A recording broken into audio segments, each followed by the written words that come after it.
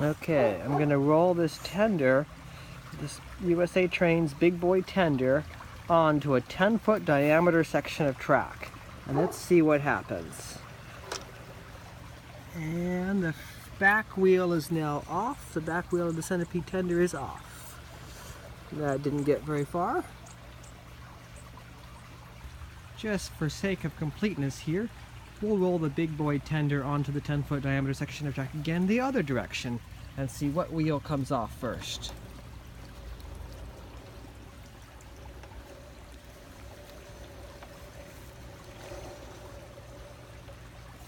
Oh, there we go. Same wheel there. That last or first wheel here on the centipede tender is off.